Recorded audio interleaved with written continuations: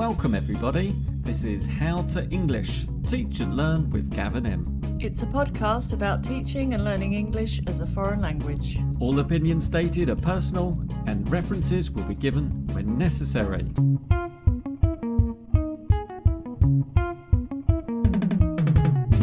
So that's why last week was called Topics, 2 weeks ago was Teaching kids. And this week is... Yeah, we haven't decided.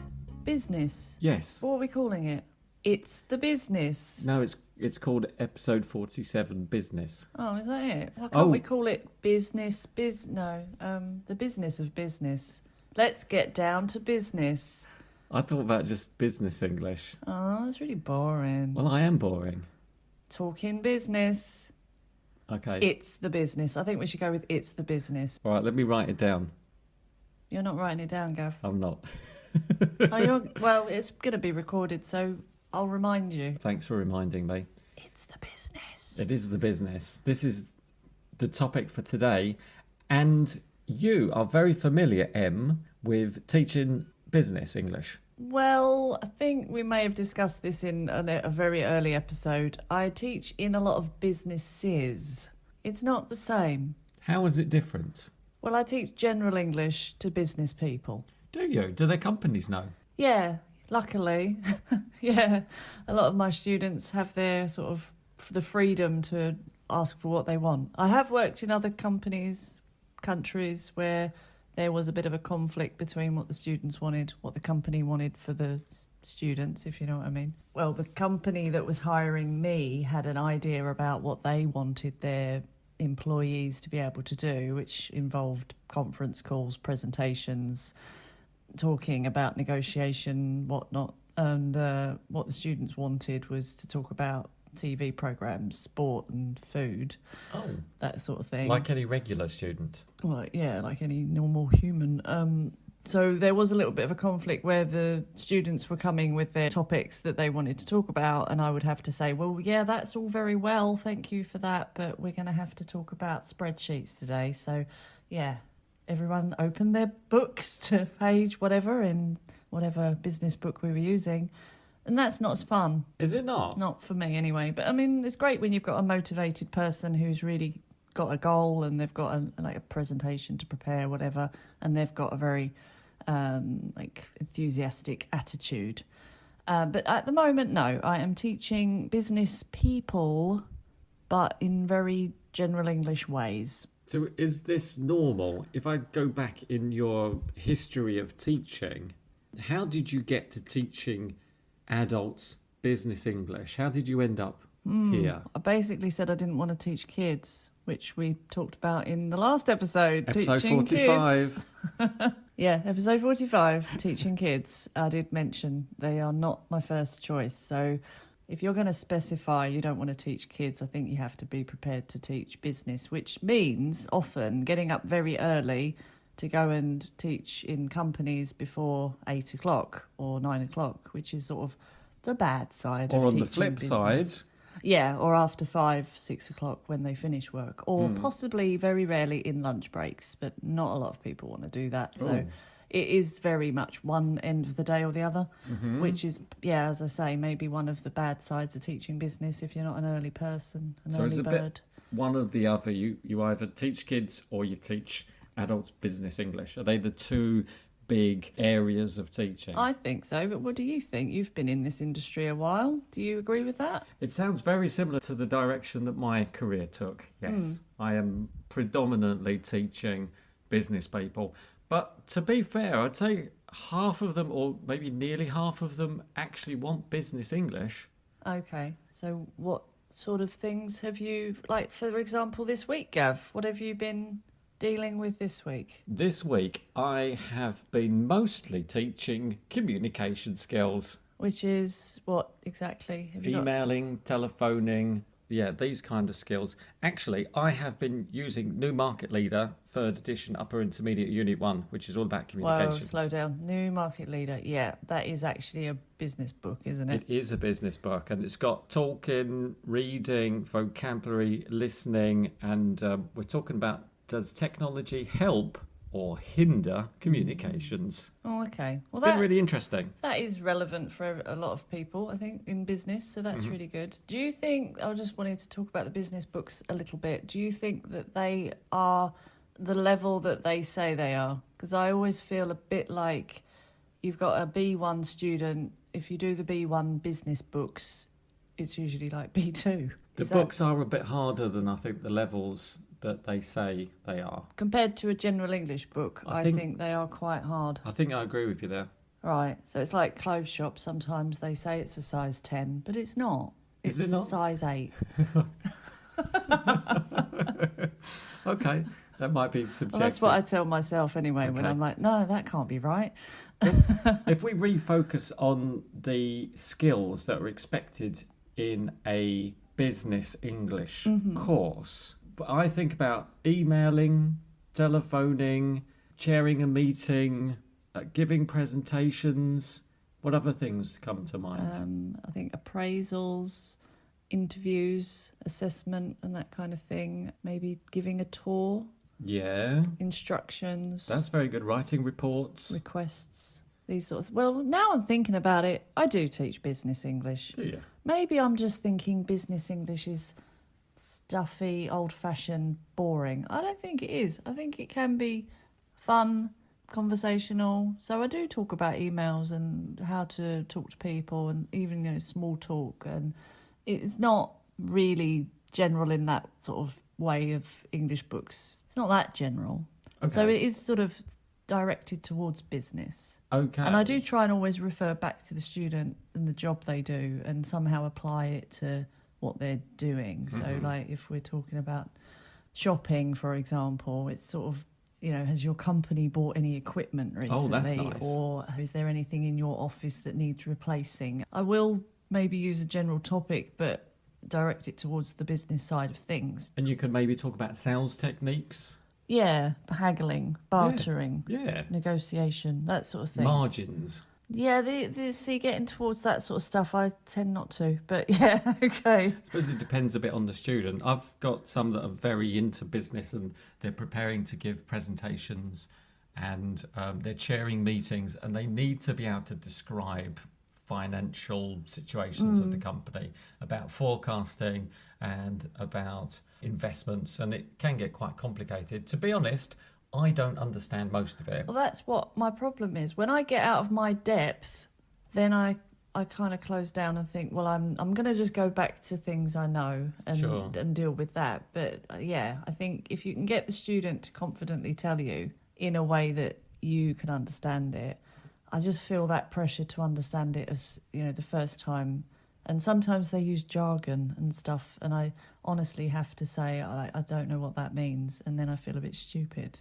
Well, that's an opportunity for them to explain it to you. But I suppose I feel judged that, why don't I know that word, or why don't I know what that means? But as you said last week in our topics episode, you don't have to know the student's job. They know it better than you will ever know it. They just need to be able to explain it to you.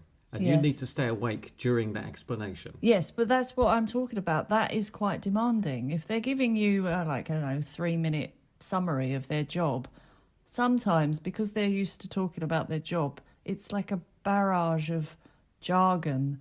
And you're thinking, I have no idea what any of that means. You need to keep interrupting them saying, what does that mean? Can you give me an example of that? Or you just sit there and you keep nodding until it's all over.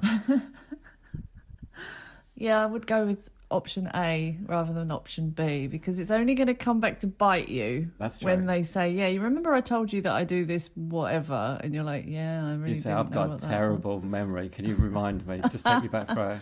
But it's nice. It gives the students opportunity to describe what they do in their jobs, some of the details. Actually, I do have ways of explaining these things perhaps better than the student. So that's when the idiomatic language comes in. That's when the phrasal verbs arise, Okay, come up.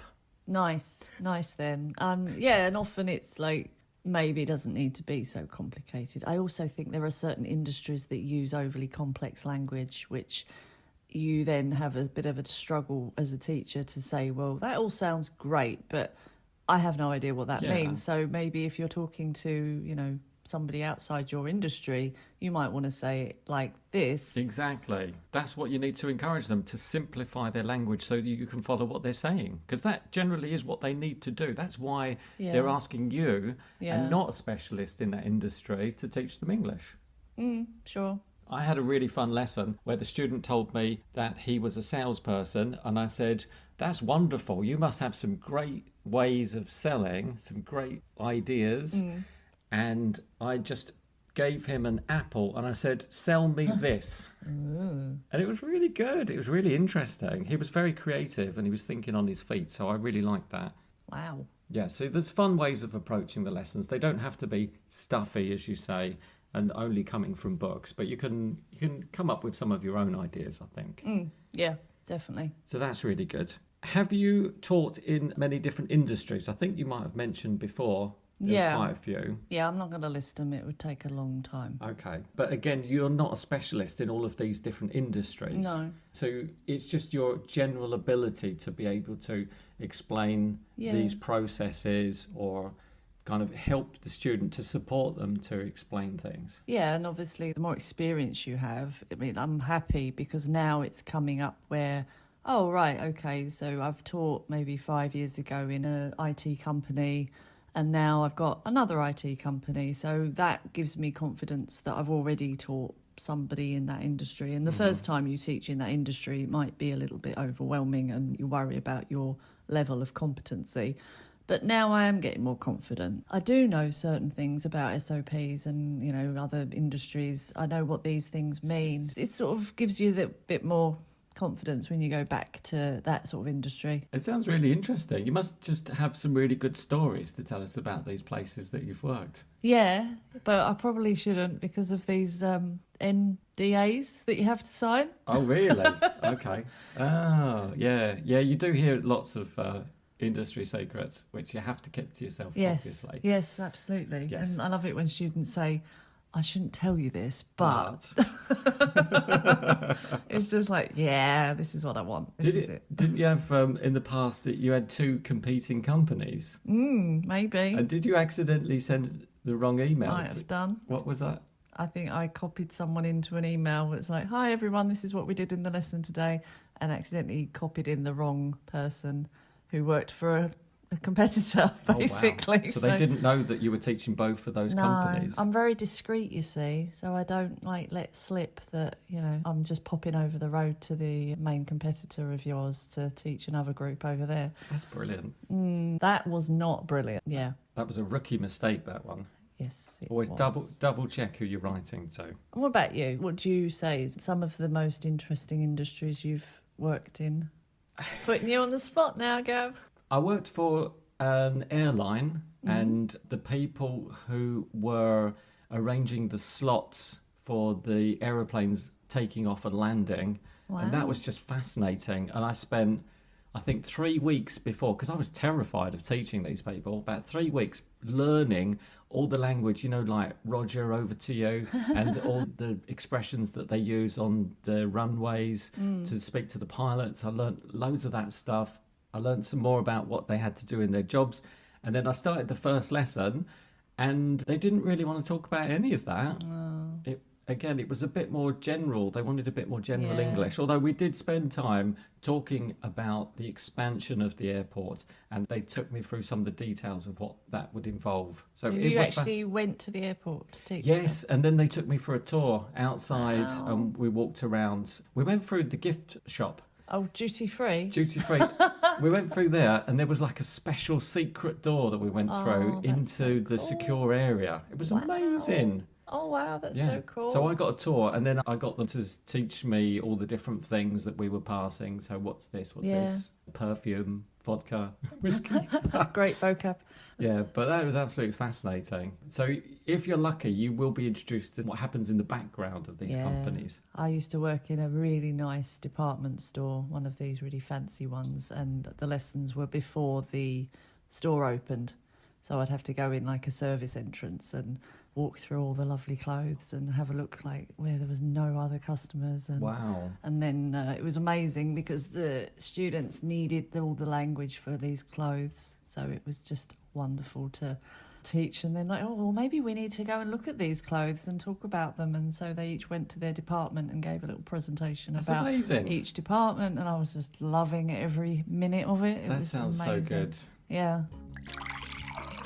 Gav, would you like a tea? You know I only drink coffee. Oh, yeah. Well, I think that could be arranged. Oh? Followers, if you enjoy listening, watching or reading Gav and Em's How to English Pod, visit coffee.com/How to English Pod. That's coffee, ko-fi.com/How to English Pod. As a teacher, to go to places where general public can't go, Yes. or to see people that you don't normally see. Yes. That is quite special. That's really interesting. And so you find out about the future plans of the store or the company, and they discuss, what's happening. It's really, really interesting. Yeah. The clothes were wonderful. As you've said, the airport's interesting. On the other hand, going to statisticians' offices, not so interesting. No. But the nicest people, absolutely lovely people. But yeah, it's like boxes, office boxes, and just very grey decor. Mm-hmm. How would you describe a business English teacher? Well prepared, professional, Reliable? reliable, quite well presented maybe, if you're going into places where people are looking quite formal. Yeah. Polite. Mm-hmm. I mean, these are the words that go with most jobs, really. Attentive, hardworking, blah, blah, blah. But are you thinking of specific words, Gav, that might be connected to teaching specifically? No, I think I agree with you. I had to wear a suit and tie for one company to teach business English. And the students always used to say to me, are you going to a party or something? And I say, no, I have to wear this for my company. I'm assuming they had to wear that as well. No, they didn't. They were wearing T-shirts and shorts and everything. That's weird. It was a bit weird. Oh, So- maybe your company wanted to make a good impression. On the last day, I unbuttoned my shirt and loosened the tie slightly. Oh, Yeah. casual. I know, I was a rebel. Professional would be, reliable, flexible. Just one thing about clothes, though, I think it's always a good idea to just wear what the student, don't wear their clothes, but wear what they're wearing, if you know what I mean. So reflect what they're wearing in what you're wearing. Maybe on the first day, go very formal. I do that. Just to be on the safe side, yeah. I mean, fine, if you turn up in a suit, who's really going to care? But if you turn up in sandals and shorts, that's going to make a bad impression. Yes. So I would say, go in quite formal, judge what they're wearing and how formal they are, and then maybe you can relax it a little bit as the course goes on. That's often what happens to me. Yeah. I end up, in jeans sometimes, but you just don't know when you go there the first day. Exactly. To reflect what their style is, their level of professionalism or formality. Yeah. So I was thinking of a professional teacher. Be reliable, you said. Flexible. I try to be very that's flexible. That's a very good point with business people. They do absolutely need that to fit into their busy schedules. And if you can be flexible, that is a great plus point for you, I think. Yeah. Price yourself correctly. If you're freelance, you mean? Yeah. Or if you're not, make sure you ask your company for what you expect. Yeah, and that, I think freelance, that can be actually more than you think. Like sometimes business people want a good quality teacher, and they're not worried about paying a bit extra. Exactly, I agree. In fact, they want to pay a bit more because they don't want to think they're getting something cheap that's not going to be good quality. I agree. Yeah. Make the client happy. Well, that's a very general way. But challenge them. All right, well, we mentioned this, didn't we, before? So you've got to get that balance right. You've got to have a happy customer, but also a customer or client who feels like they're getting good service. Yeah. So actually, we're not only talking about teaching business English, but teaching English as a business. Mm-hmm. So tell me, what's your approach to teaching from the business point of view? I might need a bit more depth to that question, Gav. What do you mean? It sounded brilliant, but this is how I feel with my students sometimes. Well, you're providing a service, aren't you? Yeah, So how I don't do you see that. fulfill that service that you're providing? I don't think about it like that because I think if I thought about it like that, I would be really scared. You wouldn't turn up. I'm a product and I've got to be, a commodity that's valued by this person. Okay, so you just turn up, you teach, and then you leave, and that's it. That's your business model. You've just opened up a whole world now. How do you fulfill the client's expectations? And it's very hard because I think we've had this conversation before. The student says, I want to learn all the words in English. I want to learn all the grammar. I want to do everything perfectly, fluently. And then you try to teach them some grammar or something and they just turn their noses up and say, I just want to chat. I just want to do this. And they make it very difficult for you. So you need to find that right balance where you're keeping them happy, yet helping them progress. I think I do that after the lesson a lot, but I do that with every lesson. I always reflect on, did that tick all those boxes in my kind of teaching bag? Did they learn something? Did they practice? Did they leave in a good mood? Did they ask questions? All these things. So maybe I do think of it the way you're describing. I just don't look at it the way you're using that analogy. But I think that maybe it's more relevant for business people because they often have a quite direct objective. Yeah, I think it's easy to reflect on yourself when you're asking people about how they run their companies, what their businesses are doing next year, their forecasts about the future. How are you not thinking about yourself in the same way? There are so many teachers now who are, I would say, entrepreneurs, and they approach teaching in the same way that any business person does. True. Good point. I agree. Have you ever had an experience where you felt you just couldn't give what the student needed? I have been out of my depth and I just didn't know. For example, they wanted to be asked questions, specific questions on a topic that I just didn't know anything about, and I was underqualified for that. But all I did was say, you need to write your own questions for yourself and I will ask you them next week. Yeah, exactly. I think it's really important, the relationship between you and your students, but also the relationship between the student's company or the student and your company, because I think it's really how your company sells the course. And I didn't get the job because I don't think anyone would have got the job. But I went for an interview where the school was basically saying, our teachers will give you everything you need within, 3 months. It's almost like a magic potion that you drink and then suddenly you'll be able to do everything you need. And in the interview, quite rightly, the manager of the company that they were going to send the teachers to was asking me, how are you going to do that? And I was like, well, it's not really possible to do that in 3 months. It's a long process. You can get to probably another level in that time if you're really dedicated and do however many hours. Yeah. And I didn't get the job because they didn't want to hear that. They just wanted to hear, I've got this magic pill that you can just take and suddenly speak English. So the teachers shouldn't have that pressure on them, I think, that some of these schools or teaching companies sometimes promise. There's a lot of pressure on these companies now. There's so much competition. Yeah. They need to show how they're better than every other company. Exactly. Too much competition. So know what you're being presented as well. Because you're being sold as a product as well to the company. Yeah, exactly. So ask your company, what do they expect us to be able to do? You just don't know what you're being sold as. When you get the documents from the company, you suddenly realise that you're teaching a group of solicitors, or they could be some senior managers who want some very specific skills, and you might just not be able to teach that. Yeah, and then they're asking you what you studied at university and, what your qualifications are, and you're like, I did art and I like skateboarding in my free time.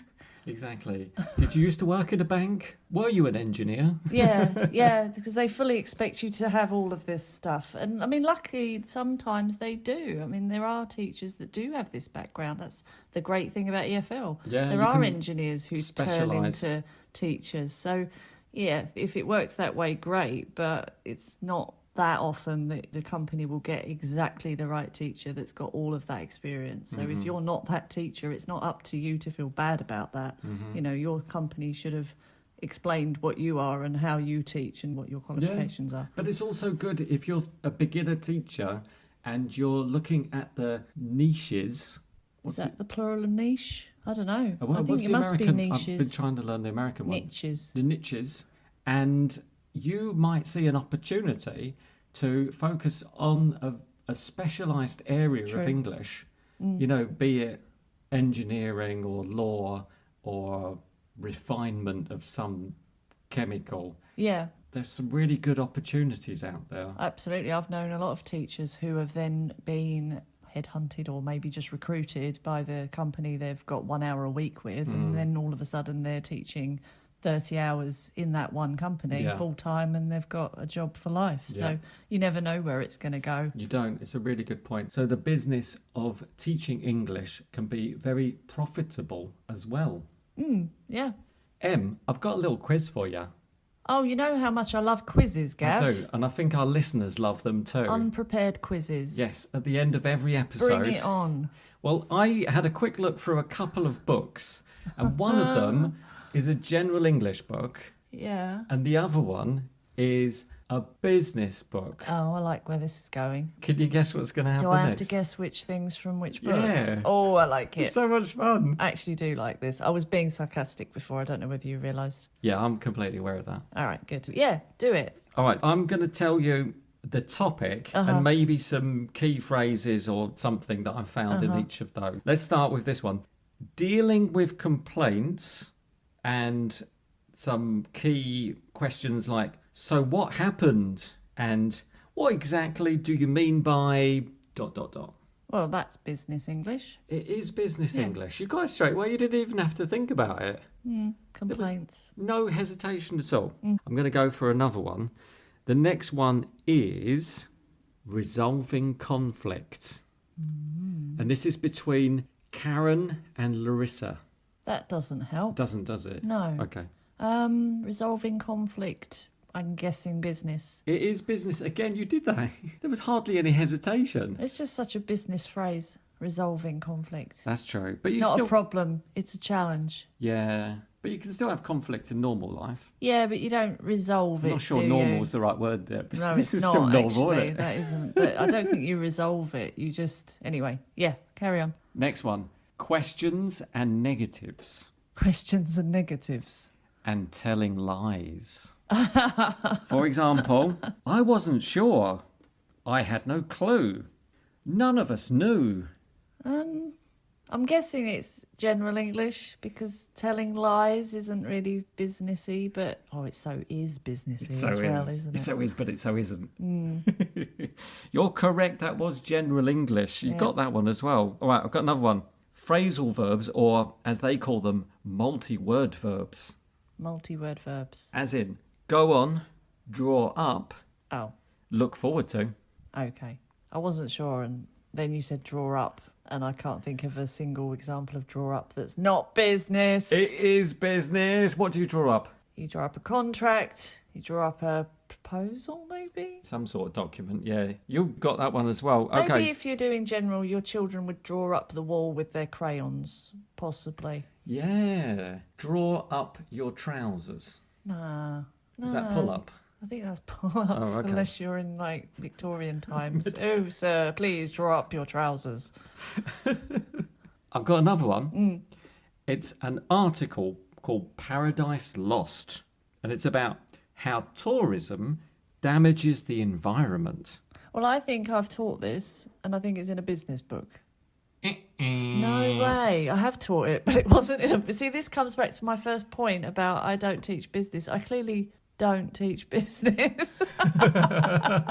Is it in a general English book? It is in a general English there book. we have it. I'll tell you which book at the end. Business, but it's okay, not. last one. Here we go. It's Going to Extremes. I think that's the title of the chapter. And it's relative clauses. And it's about my friend Adam, who lives in London, is a pilot. Well, business? No idea. Could be either. General? I'm going to go... Ooh. General. Correct. Oh. You are correct. You dropped 1 point. You threw me with pilot, but that I know. doesn't mean it's business, does it? No. That was a bit naughty, really, putting that in. The general English book was New Headway. All from that one book? Yeah. Oh. Upper intermediate. And the Cool. business book was New Market Leader. Ah. upper intermediate again. So if any of those titles sounded interesting to you, check them out. Links in show notes. Cool. I like that. Thank you. That was fun, wasn't it? Em? Yes, Gav. We've come to the end of this episode. It went really fast this week. week. So in summary, I think we need to share what we've learned from this. Yeah, go on then. Business can overlap general English. Even talking to a specialist like yourself have realised that both business and general English cross over. As it does in life. That's true, yeah. That's very philosophical. Let's finish on that. That's a beautiful thing to say. All right. See you next week. Take care. Thanks, Em. Bye-bye. Bye.